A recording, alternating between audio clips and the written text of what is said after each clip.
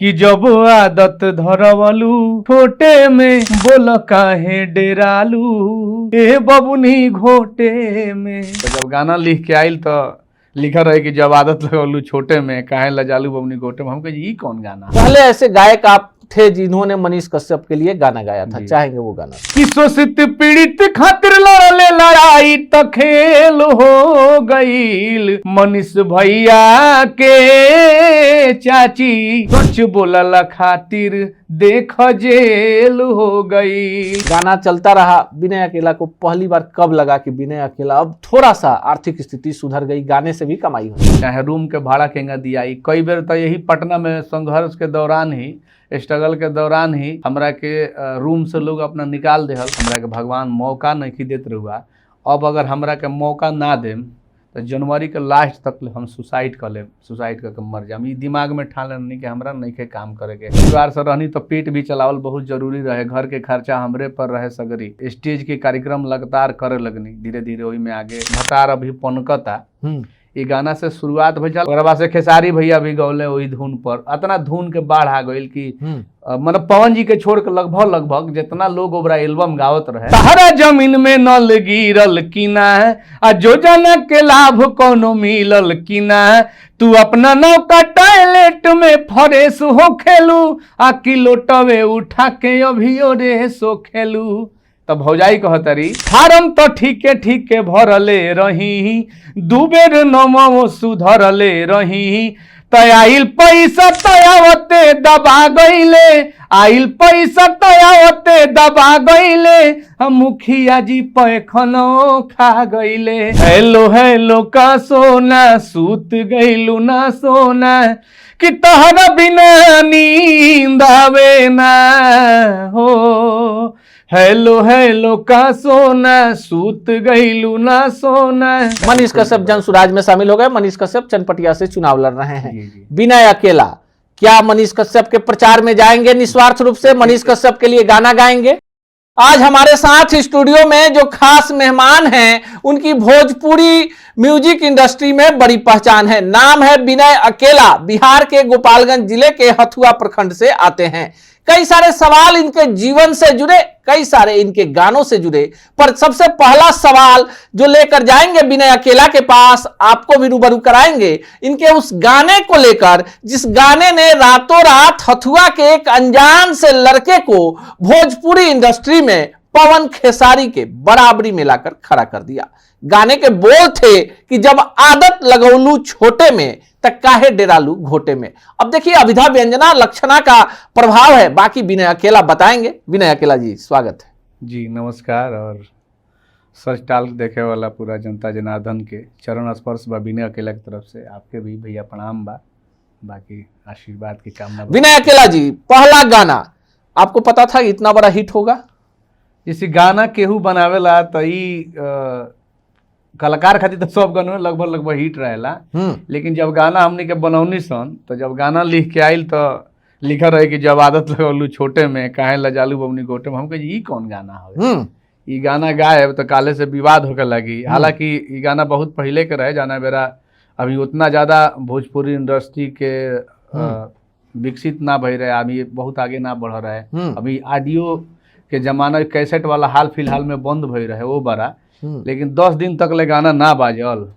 आ 10 दिन के बाद एक बार सुतर रहनी तो 2 बजे रात के नींद जब टूटल तो देखनी कि गांव के बगल में ऑर्केस्ट्रा आइल बा। एक ही गो गाना 10 बेर बाज गइल हमार। तब जाके यूट्यूब पर व्यू देखतनी तो देखतनी कि 15 मिलियन हो गइल बा 2 दिन में। ओकरा पहले हम चलिए हम आगे बढ़ेंगे, आपकी तमाम बातों पर हम चर्चा भी करेंगे, बताएंगे अपने दर्शकों को कि कैसे आपका संघर्ष हुआ, कहां से आप निकले। चाहेंगे 2 लाइन पहले उस गाने को गुनगुना दीजिए कि उसी गाने ने विनय अकेला को हम सब के बीच में लाकर खड़ा किया। कि कहे ऐसे करेला ए राजा कि डर लागेला लोटे में। कि कहे ऐसे करेला ए राजा डर लागेला लोटे में। कि जब आदत धरवलू छोटे में बोल काहे डेरालू ए बबुनी घोटे में। इस गाने की चर्चा इसलिए हमने कर ली कि हम इस पर भी चर्चा करेंगे, अश्लीलता पर भी चर्चा करेंगे, और वर्तमान दौर में जिस तरह से सोशल मीडिया लोगों के जीवन में समाहित हो गई है उस पर भी चर्चा करेंगे। आपकी यात्रा की शुरुआत करते हैं। भोजपुरी में विजेंदर गिरी, तपेश्वर चौहान का दौर हुआ करता था, आप झाल बजाया करते थे विजेंदर गिरी के कीर्तन मंडली में, कैसा दौर था? जी, शुरुआती दौर रहे, जैसे हमार बाबूजी नाम लिखवा देना संगीत महाविद्यालय में। जैसे पढ़ाई तो हम शास्त्रीय संगीत से एमए तक कैनी, लेकिन फाइनल ईयर के परीक्षा हम ना देनी, चूँकि हमरा गायक बने के रहे, नौकरी ना करे के रहे। तो शास्त्रीय संगीत सीखत रहनी तो बुझाइल कि ना हमरा स्टेज गावे के सीखे के चाही, तो शास्त्रीय संगीत भी सीखी। और हमार गुरुजी विजेंद्र बाबा जी के लगे झाल भी बजाई, सेवा करी, वहाँ के मंडली में घूमी। तो विजेंदर गिरी के साथ आपका एक लंबा यात्रा रहा, और माना जाता है कि जो विजेंदर गिरी हैं उनके शिष्य हैं, उन्होंने गाते गाते अपने लोगों को रामायण महाभारत का और प्रसंग को याद करवा दिया। उसका कितना प्रभाव रहा? जी जी, बहुत ज़्यादा प्रभाव रहल। जैसे व्यासगिरी हमू करी, व्यासगिरी करी तो इनमें का होके कि एक्चुअली व्यासगिरी में ही होला कि पैसा कलाकार के बहुत कम मिलेला, लेकिन 9 बजे प्रोग्राम चालू होला, तो प्रोग्राम में क्या बंद होला 4 बजे 5 बजे, कबो कबो 7 बज जाला। तो हमरा बुझाइल कि एकरा से अलग हट के कुछ करे के चाही, तो स्टेज के कार्यक्रम लगातार करे लगनी, धीरे धीरे वही में आगे प्रयास रहते रहते। जब आप विजेंदर गिरी की टीम में, चूंकि विजेंदर गिरी भी एक बड़ा नाम है भोजपुरी में, तो आप राम विवाह और विवाह के प्रसंग गाते थे, चाहेंगे 2 लाइन उसको भी सुनाए? हम आपके जीवन के कई पन्नों को आज उल्टेंगे और दर्शकों से भी रूबरू कराएंगे। बहुत सारा गाना जैसे गुरुजी गाते थे, जैसे शास्त्रीय संगीत हम श्री विद्यानंद उपाध्याय गुरुजी के पास सीखते थे। जैसे जीवन में हमारे 2 गुरुजी रहे हुए हैं, एक शास्त्रीय संगीत के, एक यहाँ, तो वहाँ कुछ दूसरा सिखाया जाता था। चाहेंगे विजेंदर गिरी वाला ही अंदाज में आप कुछ सुनाएं? जैसे बहुत गरीब परिवार से रहनी तो पेट भी चलावल बहुत जरूरी रहे, घर के खर्चा हमरे पर रहे सगरी। पापा हमार केहूँगा गरीबी से हमनी के पोषण ये थी करके गाना ओबरा गाई सन। राम विवाह में एगो गीत गुरुजी के लिखल हम गाई जी।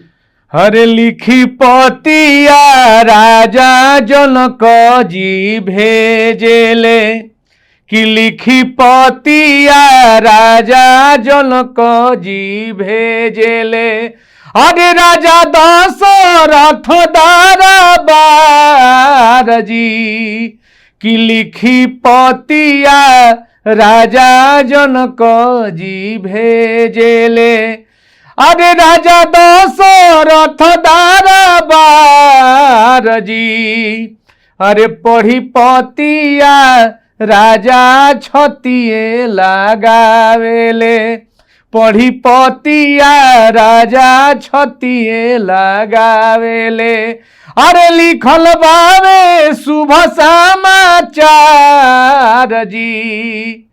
यही टाइप के गीत होता है। चलिए, काफी भोजपुरी के उस दौर में हम लोग पहुंचे जिसके कारण भोजपुरी की पहचान है जी।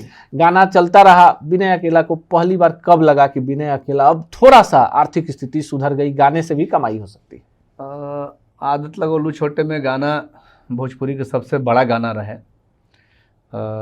230 मिलियन ओकर व्यू गई। तो वो बड़ा उतना ज़्यादा भोजपुरी में इतना बुद्धि ना रहे, लड़का रहनी हम, तो उस समय तो कुछ पैसा ना कमा पैनी हम, प्रोग्राम उग्राम करी, वही से कुल खर्चा चले। ओकरा बाद से हमारे एगो और गाना बीच में संघर्ष करते करते बहुत ज़्यादा गरीबी से ऐसा समय आयल कि बुझाइल कि अब हमार गायकी छूट जाए, एकदम बुझाइल कि अब कोनो हाथ हलम नहीं के, कोनो व्यवस्था नहीं के। अब बाबूजी के हालत खराब, घर परिवार के बड़ लड़का हम रहनी, और हमरा पर इतना बड़ा बोझ पड़ गई। तो मेहनत करते करते फिर एगो गाना बनौनी सन हमनी के, हम और पिंकू बाबा, रसीला स्टूडियो बड़ा चले शुरुआती दौर में, जाना बेरा स्टूडियो के अब शुरुआत होत रहे कि जनबो ना करे कि रिकॉर्डिंग केगा होला। कैसेट के जमाना रहे, दिन दिन भर लेके पोस्टर साटत फिरी सन, कैसेट लोग के आपन कैसेट लेके बैठे के पड़े 10-10 घंटा, तब ना ले लो कैसेट। कब ले लो तो कहो लो कि बेचाई तब पैसा दियाई, तो कैसेट आपन 50-60 हज़ार रुपया ला के बने, आ कैसेट लेके झोरा में आदमी दे के जाके आ बैठा रहे कि हम पैसा कुछ मिल जाए। वो में मिले नहीं मिले, वो चीज़ से तनी मनी उबरनी ऊपर रहनी। तो एगो गाना बनौनी सन हमनी के, पिंकू बाबा हम मिल के एगो गाना बनौनी सन, भतार अभी पनकता। ये गाना से शुरुआत भइल जाला कि बहुत सारा ओवरा गाना लोग गावत रहे, तो ये गाना से शुरुआत भइल हमार SRK म्यूजिक से। तो वो बड़ा हमरा ना पता रहे कि कॉपीराइट का होला, यूट्यूब का होला, कौना पर डालल जाला, फेसबुक का होला। हालांकि गांव देहात के रहे वाला हमरा उतना भी जानकारी ना रहे कि केंगा केंगा का होला, तो बोरा पता चलल। तो वो गाना इतना बड़ा हिट भइल कि लगभग हमरा एगो गाना से 4-5 आदमी स्टार बनले। हमरा एगो ट्रैक से रंजीत सिंह एगो गायक, भोजपुरी गायक बने, एगो गायक बड़े अंकुश राजा, ई सब हमरे गाना गा के ई लोग आगे बढ़ल, स्टार बनल। अभी ले गाना यूट्यूब पर प्रत्यक्ष रूप से बाबे भदार पनकता गाना हमार। और बाद से खेसारी भैया भी गौले वही धुन पर, इतना धुन के बाढ़ आ गई कि मतलब पवन जी के छोड़ के लगभग जितना लोग ओबरा एल्बम गावत रहे, रितेश पांडे जी के हम ही ट्रैक भेजनी, स्टूडियो से ट्रैक गई तो वहाँ के गौनी पियवा से पहले हमार रहलू हमरे गाना के धुन पर। तो मजनुआ मरिए जी, तो बहुत सारा संघर्ष कैला के बाद से एगो गाना ऊ आयल। अब बहुत लंबा समय तक ले बीच में तब तक तबीयत खराब हो गई हमार। तबीयत खराब होला के मतलब कि समझी कि 2 साल तक ले हमार गाना बजाना सब कुछ छूट गई, एकदम याददाश्त खत्म हो गई हमार। धीरे धीरे माई बाप के आशीर्वाद से, जनता जनार्दन के आशीर्वाद से फिर एगो मौका मिलल। जब होश संभरनी, ठीक भईनी, तब पटना रहे लगनी। और पटना रहते रहते बीच में FIR भी हो गई हमरा पर, झूठा केस भी लाद दिया। आएंगे उस मुद्दे पे भी आएंगे और आपके निजी जीवन के पन्ने को भी थोड़ा सा उड़केटेंगे।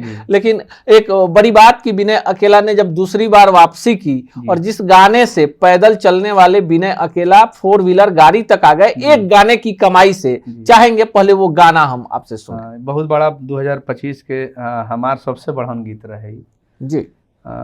हेलो हेलो का सोना सूत गईलू ना सोना, हेलो हेलो का सोना सूत गईलू ना सोना, कि तहरा बिना नींद आवे ना हो।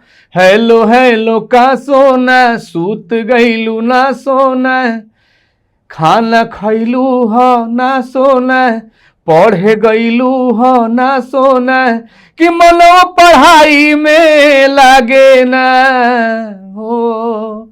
ये हमारा जीवन का सबसे बड़हन गीत रहा, यही से हमारा सहयोग। अच्छा विनय अकेला जी, आमतौर पर जो क्रिएटर्स होते हैं, यूट्यूब के क्रिएटर्स होते हैं, अपनी कमाई नहीं बताते हैं। आप जमीन से जुड़े हुए आदमी हैं, भूख गरीबी को भी आपने देखा है। एक गाना कैसे किसी गायक का पूरा हुलिया, उसकी सोच, उसका रहन सहन सब बदल देता है, इसके आप प्रत्यक्ष उदाहरण है कि 2024 में आपका गाना आता है और उस गाने ने बड़ी धूम मचा देती है। गाने से बड़ी कमाई, कितनी कमाई हुई होगी एक अनुमानित, आपको क्या लगता है? कमाई अपन तो केहू नहीं बता सकत सोशल मीडिया पर कि का बा जी, लेकिन सब लोग जानता है। मतलब जितना लोग सोशल मीडिया से जुड़ल बा, जितना लोग यूट्यूब से जुड़ल बा, सब लोग जाना था कि अगर एगो गाना कोनो 100 मिलियन व्यू चल जाता, 50 मिलियन व्यू चल जाता, तो इसका कितना पैसा आवता। लेकिन हमरा बहुत ज़्यादा सहयोग मिलल। आज से 5-6 महीना पहले कबो मोबाइल के रिचार्ज खत्म हो जाओ तो सोचे के पड़े कि रिचार्ज केंगा होई, चाहे रूम के भाड़ा केंगा दियाई। कई बेर तो यही पटना में संघर्ष के दौरान ही, स्ट्रगल के दौरान ही हमरा के रूम से लोग अपना निकाल देहल, पैसा ना देहले के वजह से। पैसा रहबे ना कइल, कहाँ से दिए, अकेले कमाए वाला हम ही। अब गाना चलबे ना करे या कंपनी गाना ओकरे लेला जेकर गाना चलेला, जेकरा गाना से थोड़ा बहुत रिकवर होला। लेकिन 15 जनवरी के खरमास अभी रहबे कइल, 14-13 जनवरी के रूम से एक आदमी, अब नाम ना धर्म होके, रूम से हमरा के निकाल देहल। रोवत बिलखत रोड पर खड़ा रहनी हम, तो एगो हमार मित्र मिलले, उनके रूम पर गए नहीं। या वह भगवान से कहीं, सरस्वती माई से, कि भगवान इतना पढ़ाई लिखाई करके, इतना पुरान सीनियर कलाकार होके बहुत पहले से लागल बनी, आज तक ले हमरा के भगवान मौका नहीं देत रहुआ। अब अगर हमरा के मौका ना देम तो जनवरी के लास्ट तक ले हम सुसाइड कर लेम, सुसाइड करके मर जाम। ई दिमाग में ठान लेनी कि हमरा नहीं के काम करे के। लेकिन एगो कहल जाला कि हिंदू के देवी देवता में बहुत शक्ति होला। हनुमान जी के हम भक्त हैं, हनुमान जी के पूजा करनी, हनुमान जी से कहनी, थामे भवानी माई से। और 2 दिन के बाद ही हमार गाना ऐसा वायरल भइल, शूटिंग भइल, आ शूटिंग क के गाना डलनी सन। पहिल के दिन 10,000 लोग रील बनावल ओहि पर, पहिल का दिन 10,000 लोग रील बनावल। और ओकरा बाद से दूसर का तीसर का दिन से पूरा ट्रेंडिंग 1 पे पूरा वर्ल्ड में 1 नंबर पे चले लागल गाना। और बहुत बड़का मतलब सहयोग मिलल। ओकरा में कई जना नुकसान पहुँचावे के भी प्रयास कैल लो, लेकिन ये होला कि ओरिजिनले चीज बाजेला, ओरिजिनल गावलो चोरी करके तो बहुत आदमी चोरी करके गावल, लेकिन वो कहावत ना कह जाला कि सत्य तनी से परेशान हो सकला लेकिन परास्त ना होला, उहे भइल। बहुत लोग प्रयास कइल लेकिन वो कुछ ना हो पावल। अच्छा विनय और अकेला जी, वायरल आपका जो संघर्ष रहा, गाना आपका हिट हुआ, जी। आपको ये लगता है कि जो लोग पहले से इस किसी भी क्षेत्र में स्थापित हैं, नए उभरते हुए लोगों को दबाने के लिए, कुचलने के लिए, उसकी प्रतिभा को बर्बाद करने के लिए पूरी ताकत लगा देते हैं? पूरा ताकत देखी, एमे केहू ऐसा नहीं है गायक में, बहुत कम 100 में। अब समझी कि भोजपुरी में एगो बहुत लकी कलाकार हम अपना मानी ले से कि हमार जब गाना वायरल भइल हेलो हेलो का सोना, तो लगभग गायक लो हमरा खातिर, क्रिएटर लो पोस्ट कैले रहे। एगो गायक के सपोर्ट करे के ना चाहेला जी जी। लेकिन ई भगवान के आशीर्वादे बा हमरा ऊपर, पुनर्जन्म कहीं एकरा के एगो भोजपुरी के जनता या गायक लोग के द्वारा मिलल। कम से कम 80% गायक लोग हमरा खातिर पोस्ट जरूर कैले रहे। वही में 20% जे रहे टंगरी घींचे वाला, गाना चोरा के गावे वाला, गाना डिलीट करवा देवे वाला, तो वो तरह के लोग बावे। लेकिन ये चीज में हमरा के बहुत ज्यादा सब लोग सपोर्ट कैल, बहुत ज्यादा, मतलब चलिए अब थोड़ी सी बातचीत को आगे बढ़ाते हैं और आपके निजी जीवन की तरफ रुख करते हैं। जिस समय मनीष कश्यप जेल में थे, पहले ऐसे गायक आप थे जिन्होंने मनीष कश्यप के लिए गाना गाया था, चाहेंगे वो गाना सुनिए? हाँ, मनीष भैया का शुरुआत गाना का तो हम ही कहनी, एकरा पहले गाना केहू ना गौले रहे, हम गौनी, ओकरा बाद से बहुत लोग गावल, बहुत बड़ा वायरल गीत रहे। जना बेरा मनीष भैया जेल में गई रहनी, तना बेरा एगो गाना गौलर नहीं, काफी वायरल भइल गाना रहे कि शोषित पीड़ित वंचित के आवाज उठावे खातिर हो, भूल रहे हैं ये वाला, ये तो ये चुनाव जब लड़ रहे थे उस समय गाए थे, मनीष भैया के जितावे के बाबे, सांसद बनावे खातिर हो, ये गाए थे। ये गाना गाए थे।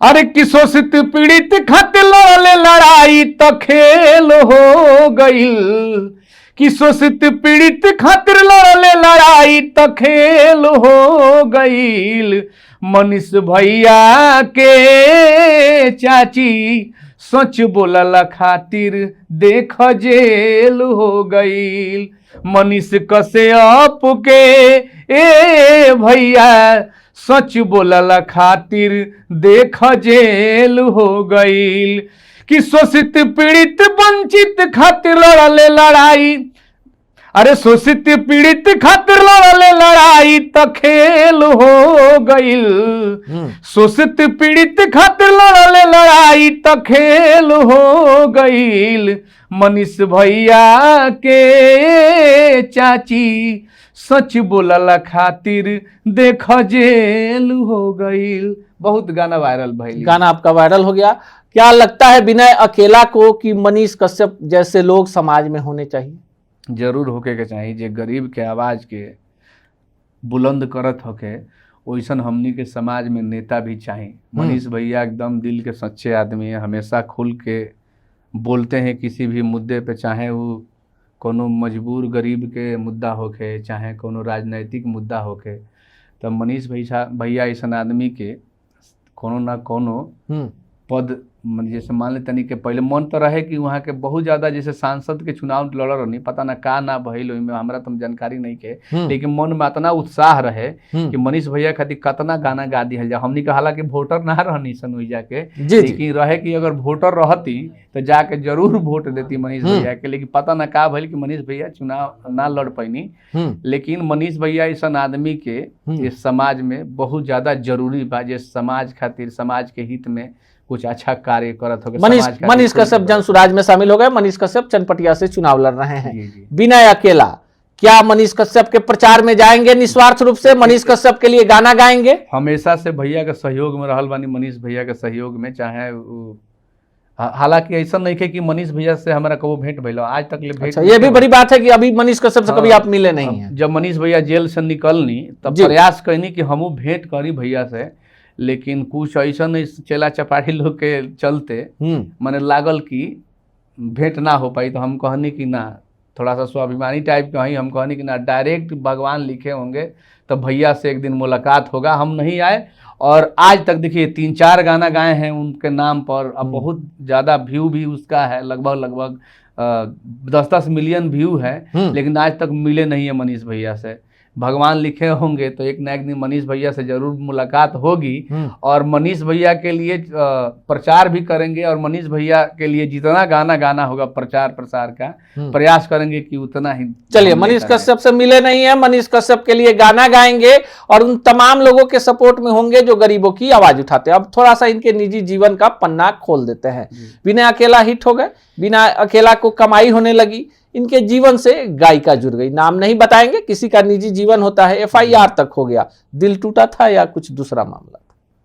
ना, मतलब साथ में तो आदमी रहता है। देखिए, प्यार मोहब्बत क्या चीज़ है कि हर आदमी के जीवन, देखिए क्या बात, बाकी केहू बतावेला केहू ना बतावेला। चर्चा तो सबके जानते बाकी केकर केकरा संगे चक्कर बा, केकर के गर्लफ्रेंड केकरा से का निजी रिलेशन बावे। तो ये चीज़ के तो हम नहीं कि ओकरा के अथी करल चाहत। मान लेता नहीं केहू के इज्जत अगर मीडिया में आके लेहल हमरा अच्छा नहीं लागत, लेकिन रहे हर आदमी के जीवन में होला, हमरो जीवन में रहे वो तरह के। दिल टूटा तो आपने कई सारे दर्द भरे भोजपुरी में गीत गा दिए, गाना हो जाए फिर उसी याद को ताजा कर लेते हैं इस पॉडकास्ट में। गाना, बहुत सारा गाना लिखे थे उस समय। होला अक्सर लोग के, बिहार के लोग के दिल टूटेला, या तो IAS अफसर हो जाला, ना तो बहुत बड़का लेखक हो जाला, ना तो कोनो बहुत बड़का पद पा जाला। चलिए गाना ही सुन लेते हैं। एगो गाना ओकरा लिखले रही हम। अरे उ तो भूल जइहे उनका आदत पुरान बा, का होई बिनय के जे कराना में बदनाम बा। उ तो भूल जइहे उनका आदत पुरान बा, का होई बिनय के जे कराना में बदनाम बा। कि जौन सोचले न रही उ देखवले बाड़ी हो, ई दीवाना के सपना जरा के जाके दोसरा के अंगना सजवले बाड़ी हो, ई दीवाना के सपना जरा के जाके दोसरा के अंगना सजवले बाड़ी हो। देखिए, दर्द जब जुबां पर आता है तो कलाकार अंदर का जाग उठता है। जब ठोकर लगती है तब दर्द का एहसास होता है। विनय अकेला मिट्टी से जुड़े कलाकार हैं, कभी घमंड नहीं करते, अच्छी कलाकारी है, मंच के भी काफी बढ़िया कलाकार हैं, हर विधा के गीत गाते हैं। आज हमारे साथ हैं तो हमने कई पन्नों को पलट लिया। विनय अकेला आज अपने को कहाँ पाते हैं भोजपुरी इंडस्ट्री में? मेहनत कर तनी लागल बनी से। भोजपुरी के फील्ड तो बहुत अब हाई लेवल के हो गई बावे। बहुत अच्छा अच्छा गीत भोजपुरी में, जैसे पहले के जौन भोजपुरी रहे वो भोजपुरी में, आपके जौन भोजपुरी बा वही में बहुत दिल्ली आसमान के फर्क बावे। तो सब लोग प्रयास करता, वही में हमू प्रयास करतनी, वही लोग के साथे साथे तेज रफ्तार में दौड़तनी। चलिए, पुराने गानों की इन्होंने चर्चा की तो आपको बताएं कि भोजपुरी में उसे ही बड़ा गायक समझा जाता है जो पूर्वी से लेकर तमाम तरह की विधाओं को गाए। पूर्वी तमाम कलाकार गा नहीं पाते क्योंकि काफी हाई रेंज का गाना होता है, और विनय अकेला को पूर्वी में ही महारत है। तो चाहेंगे कि इस पॉडकास्ट में आपको विशुद्ध पूर्वी विनय अकेला से सुनवाए। जी, एक पूर्वी हम ही लिखले रहनी एकरा के, स्टेज पर गाई ओबरा जी, एक लाइन के गुनगुना देता नहीं, बहुत अच्छा पूर्वी रहे। हालांकि हमने के संगीत के दुनिया में मतलब सबसे एगो अलग विधा है निर्गुण पूर्वी के। मतलब हर गीत हर कोई गा सकता, लेकिन पूर्वी निर्गुण एगो ऐसन विधा है कि शायदे मतलब जे मजल कलाकार बा, जे अपना जीवन में संघर्ष कैले बावे, उहे आदमी पूर्वी के मतलब जानता है कि पूर्वी गाँव में कितना बल के ताकत के जरूरत लागेला। जी, कितना सीखे के पड़ेला। गाना बावे।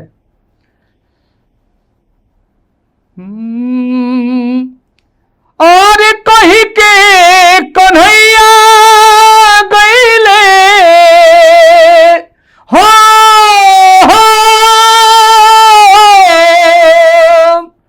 कही के कन्हैया गईले, आई बुकाल हो परसो बरसो बीत गइल बा, कि भेजल ना कौनो खबरिया बरसो बीत गइल बा भेजल ना कौनो खबरिया बरसो बीत गइल बा कही के कन्हैया गइले आइब काल परसो बरसो बीत गइल बा कही के कन्हैया गइले आइब काल परसो बरसो बीत गइल बा कि भेजल ना कौनो खबरिया बरसो बीत गइल बा भेजल ना कौनो खबरिया बरसो बीत गइल बा। भोजपुरी में ऐसी ऐसी विधाओं को अपनी आवाज में सहेजने वाले विनय अकेला से अगर बातचीत लंबा चले तो बहुत सारे ऐसे सवाल हैं जो इनसे पूछेंगे, लेकिन समय की बाध्यता है और हमें कम समय में इनसे तमाम चीजों को पूछना है। विनय अकेला ने बिहार में मुखिया चुनाव के दौरान एक गाना गा दिया जिसको लेकर पूरे बिहार में हंगामा खड़ा हो गया। अब देखिए, गाना का हम चर्चा इसलिए नहीं करेंगे कि आप फटाफट गूगल पे या यूट्यूब पर सर्च करना शुरू कर देंगे। विनय अकेला से ही एक लाइन सुनवाते हैं, फिर सोचिए कि जो लोग आबा काबा डाबा गा रहे हैं उनको प्रेरणा कहां से मिली और विद्रूपता पर, चुनाव में सीधे सीधे प्रत्याशियों पर गाना कहां से लिखा जाने लगा। गनवे सुनाइए। गाना अतुल तिवारी जी ऐसा लिख दिए, ई गाना ऐसा गाना लिखा गई कि करीब करीब 100-150 मुखिया जी लोग हमरा के फोन करके धमकी देव कि कहाँ रहे तार स्टेज प्रोग्राम ना चले देम, तारा के घर से उठवा लेम, हम हई कदम हऊ कदम। लेकिन जब 100 में चले लागल, लोग पोस्ट करे लागल, शेयर करे लागल, तो मने मामला ठंडा हो गई। बहुत दिन तक ले मने हमरा प्रोग्राम करे में दिक्कत होके, लेकिन जौन रहे तो सच्चाई गौल रहनी हम। आप बहुत ही बेहतरीन गीत रहे। चलिए, गाना के मुखड़ा रहे जैसे देवर भौजाई में वार्तालाप होता, जैसे मोदी जी के एगो स्वच्छ भारत के योजना में आए रहे कि इज्जत घर बनाना है, तो वही पर गाना एगो कवि के कलम उठल है, अतुल तिवारी जी के लिखनी गाना के। देवर पूछता भौजाई से कि तहरा जमीन में नल गिरल की ना, अरे योजना के लाभ कोनो मिलल की ना, तहरा जमीन में नल गिरल की ना, आ योजना के लाभ कोनो मिलल की ना, तू अपना नौका टॉयलेट में फरेस हो खेलू, आ किलोटवे उठा के अभियो रेस हो खेलू। तब भौजाई कहतरी कि फार्म तो ठीके ठीके भरले रही, आ 2 बेर नमो सुधरले रही, फार्म तो ठीके ठीके भरले रही, 2 बेर नमो सुधरले रही, तयाइल पैसा तयावते दबा गईले, आइल पैसा तयावते दबा गईले, मुखिया जी पैखनो खा गईले, मुखिया जी पैखनो खा गईले। अब मुखिया जी लोग के लागल कि विनय अकेला कहत रहे पैखाना खा गईले। अरे लोग ना कहले, गांव में तो कहावत था कि मुखिया जी तो पैखाना खा गईले, पैखाना के पैसा ले गईले, चबा गईले। देखिए, इस गाने ने कहीं ना कहीं बिहार के मुखिया चुनाव को प्रभावित कर दिया और उसके बाद कई सारे गायकों ने इसकी नकल करते हुए इसी पैरोडी पर कई सारे गाने बनाए, बहुत सारा गाना है। विनय अकेला जी, चलते चलते आखिरी सवाल। दौर बदला, डिजिटल मीडिया ने लोगों को बड़ा प्लेटफॉर्म दे दिया। लोग फिल्म कंपनी, लोग म्यूजिक कंपनियों के पीछे भागते थे, तमाम कलाकारों ने अपना यूट्यूब चैनल बना लिया और उससे औसतन 10 लाख 20 लाख महीने की कमाई होती है। कितना बड़ा परिवर्तन मानते हैं अपने जीवन में और अपने जैसे कलाकारों के जीवन में? गाना वायरल भइला के बाद से तो बहुत सारा परिवर्तन भइल। अपन खुद के घर हो गई पटना में, खुद के सारा व्यवस्था हो गई। अब धीरे धीरे मेहनत करत नहीं, आगे बढ़त नहीं। और पहले जितना पहले का रहे कि पहले गाना वायरल ना रहे, हिट ना रहे, तो उतना ज़्यादा व्यस्तता ना रहे, उतना ज़्यादा प्रेशर ना रहे। अब का हो गई बा कि गाना भी हो गई बा बहुत ज़्यादा, और गाना रिलीज होता ना, वो गाना के व्यू नहीं जा तो प्रेशर हो जाता है, एकदम टेंशन हो जाता है, एकदम इतना ज़्यादा एथी हो गई बावे जी कि ये गाना के व्यू कैसे जाई, कितना अच्छा वीडियो बना दी, जिससे कम समय मिलता है ना, आदमी चैन से सो पावता ना, चैन से कोनो काम कर पावता, ध्यान ही रहता कि हमार गाना के रिलीज भइल बा, ओकरा के शेयर करे के बा, का पोस्ट कर दी, का लाइव आके बोल दी कि बहुत ज़्यादा व्यू हो जाओ। मतलब पहले से तो बहुत ज़्यादा सहयोग मिलल कि थोड़ा सा आर्थिक स्थिति जौन खराब रहे, जाना मेरा एगो मोबाइल के रिचार्ज करे में भी दिक्कत होत रहे। आज सारा व्यवस्था धीरे धीरे जनता जनार्दन के आशीर्वाद से, श्रोता के आशीर्वाद से हो गई। और अभी बहुत अच्छा अथी मतलब बहुत कुछ ना भइल वो चीज़ से, लेकिन वो गाना से हमरा ई भइल कि एगो हमरा प्लेटफॉर्म मिल गई कि ये आपका रास्ता है, इस पे तेज दौड़ते रहिए। विनय अकेला को रास्ता मिल गया और ये रास्ता खुद की मेहनत, संघर्ष और खुद के टैलेंट के दम पर मिला। ये वही विनय अकेला हैं जिनके पॉकेट में कभी पैसे नहीं होते थे। पटना में कई सारे मित्र हैं जो पर्दे के पीछे से इनकी मदद करते थे, पर एक दौर ऐसा भी आया जब विनय अकेला को लगा कि उनके जीवन में अब कुछ नहीं बचा हुआ है। पर कहते हैं ना कि जब शून्य से शुरुआत होती है तो फिर इंसान का हौसला पत्थर से भी ज्यादा कठोर हो जाता है। बाकी विनय अकेला से हुई इस बातचीत में आपको क्या अच्छा लगा? फिर अगली बार विनय अकेला को हम बुलाएं तो क्या कुछ गवाएं, क्या सवाल पूछे, कमेंट बॉक्स में जरूर बताइएगा।